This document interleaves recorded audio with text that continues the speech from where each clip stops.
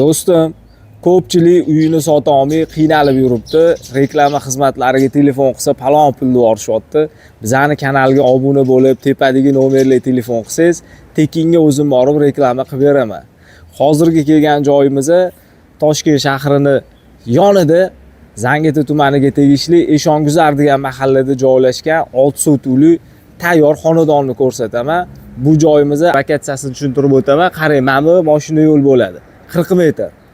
Shunday chiqib turib o'ngga yursangiz, Eshonguzar sentri.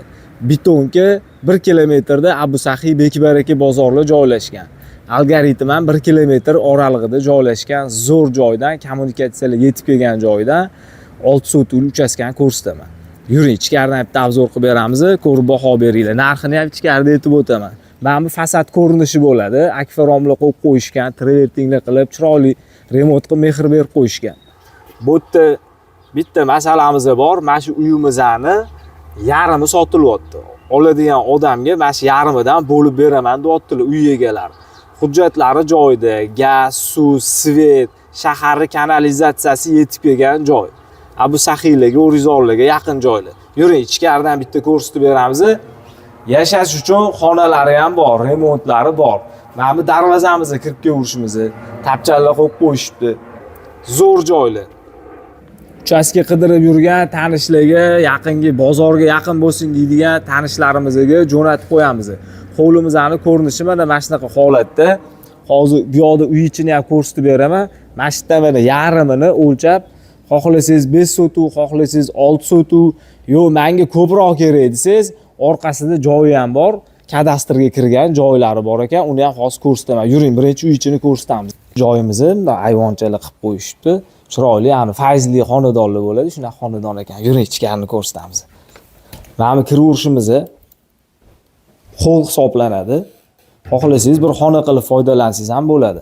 Atapleniylar qilib qo'yishgan, gazlardan muammo yo'q. Uyda bemalol yashashga sharoiti bor. Pollari taxta pol ekan. Bu zalimiz. Kattagina zal. Taxminan 8 metrga 4 metr bo'lsa kerak. Bemalol mehmonlar sig'adigan joy ekan. O'zbekona zo'r xonadon. Ikkinchi xona, bu uchinchisini ko'rsataman. Bu bolalarga moslab yotoqxona qilib qo'yishgan ekan. Remontlari o'rtacha holatda yashasa bo'ladi. Bu yog'imizda kattalar yotoqxonasi, spanli.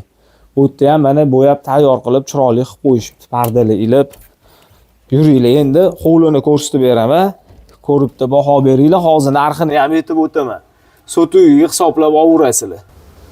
Yuring, mana hovlimizga tushirishimizni bu yog'ini ham davom ettirib ko'rsatib beraman.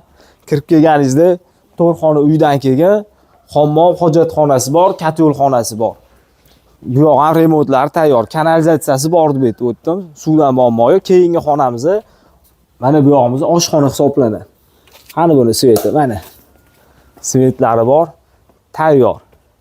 Bemalol kirib yashayverasizlar. Agorodlar qilib qo'yishibdi, pomidorlar ekib qo'yishibdi.